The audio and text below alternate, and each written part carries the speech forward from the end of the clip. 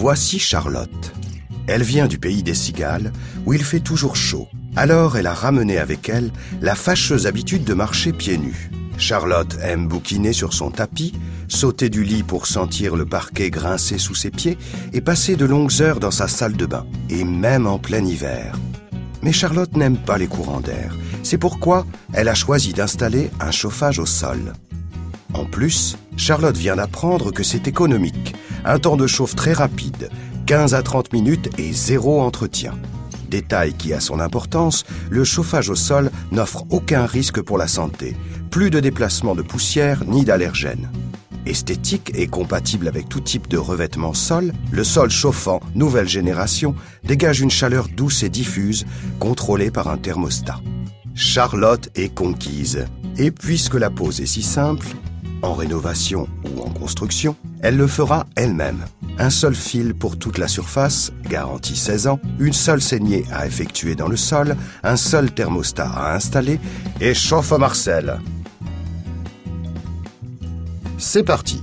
Le séjour est vide, le sol sec et propre, et le thermostat adéquat. Elle l'a acheté avec le sol chauffant pour ne pas s'embêter. Alors primo, faire un plan pour prendre les mesures de pose. Charlotte dégaine son mètre et mesure soigneusement la pièce.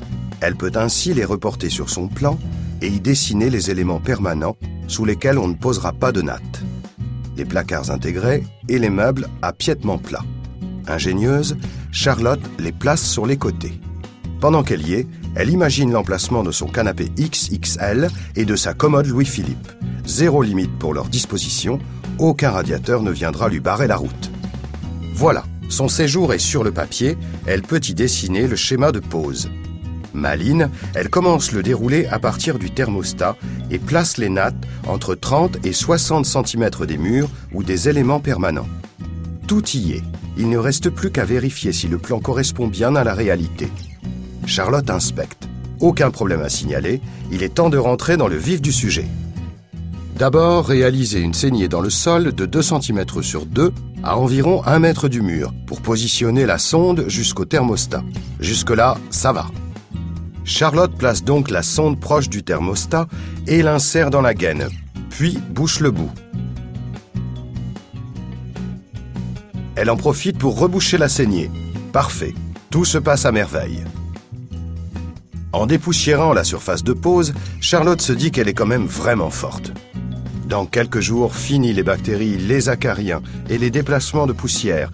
Le sol chauffant nouvelle génération sera en marche. Voilà, le sol est net. Il est temps de poser l'après sur toute la pièce pour y faire adhérer le treillis. Charlotte s'apprête à poser son premier chauffage au sol.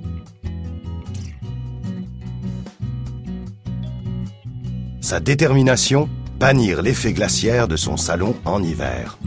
Alors voilà, elle déroule la natte. Comme on lui a expliqué, elle met bien en face de l'emplacement du thermostat le câble reliant ce dernier.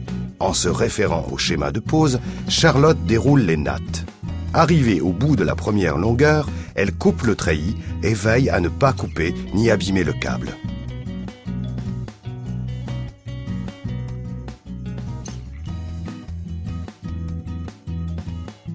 Elle peut alors entamer une deuxième longueur et fait bien attention à garder un espace minimum de 5 cm entre chaque câble. Charlotte déroule, coupe et vérifie le tout. Durant la pause, elle s'assure que le treillis colle et adhère bien au sol. Charlotte est ravie. Dans quelques minutes, son séjour sera entièrement équipé. Elle teste le bon fonctionnement des nattes avec le multimètre. Ok, elle peut maintenant installer la gaine dans le mur et encastrer le thermostat dans le trou effectué à cet effet.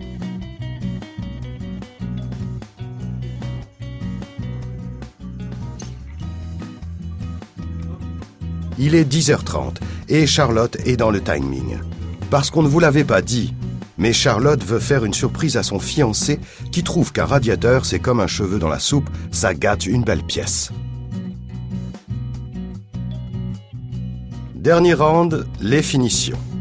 Pour pouvoir identifier le passage du câble en cas d'intervention sur le sol, Charlotte redessine au propre le schéma définitif de pose.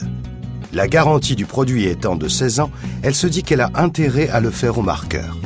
Elle choisit une colle fibreuse, adaptée au chauffage électrique par le sol. Elle s'assure que les nattes sont bien prises dans 6 à 8 mm de colle et fait attention de ne pas les bouger. Et pose classiquement son carrelage. Terre de Sienne, évidemment.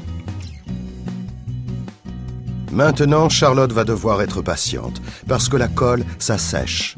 Et idéalement, ça sèche 7 jours, afin de profiter pleinement du chauffage au sol. Alors, patience.